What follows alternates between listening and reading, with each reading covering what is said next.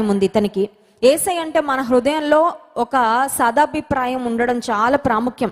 యేసు ప్రభుని ద్వేషించే వాళ్ళు చాలా మంది ఉన్నారు. They just hate Jesus for no reason, కారణం లేకుండా, ఆయన గురించి తెలుసుకోకుండా, ఆయన జీవితాన్ని గురించి సరిగ్గా అధ్యయనం చేయకుండా, ఎవరెవరో చెప్పిన మాటలు విని, లేకపోతే యేసుప్రభు నమ్ముకున్నామని చెప్పుకున్న వారి వలన ఒకవేళ మోసగించబడో, లేకపోతే ఏదో నష్టపోయో, అయ్యో యేసుప్రభుని వీళ్ళు నమ్ముకున్నారండి కానీ వీళ్ళు ఇలా ప్రవర్తించారు మాతో, అందుకని ఇంక యేసుప్రభు మాకొద్దని యేసైకి దూరం అయ్యే వాళ్ళు చాలా మంది ఉంటారు. ఒక మాట చెప్పనివ్వండి, యేసుప్రభు వద్దకు ఆయనను చూసి మనం రావాలి. కానీ చాలాసార్లు మనం అనుకుంటాం, యేసుప్రభు నమ్ముకున్న వాళ్ళందరూ సరిగ్గా ఉన్నారండి, ఒకసారి చూపించండి మాకు, వాళ్ళు కరెక్ట్గా ఉంటే అప్పుడు మేము దేవుడి దగ్గరకు వస్తామండి అంటారు కొంతమంది. యేసుప్రభుని వెంబడిస్తున్న వారు, అనుసరించిన వారు, వారందరూ దే ఆర్ స్టిల్ స్టూడెంట్స్, వాళ్ళు ఇంకా నేర్చుకుంటూనే ఉన్నారు. ఎవరు కూడా పరిపూర్ణులు కాదు. ఈ లోకంలో మనం అంటూ ఫాలో అవ్వాల్సింది ఎవరైనా ఉంది అంటే అది యేసయ్యనే. హల్లెలూయా. ఆయనను ఫాలో అయితే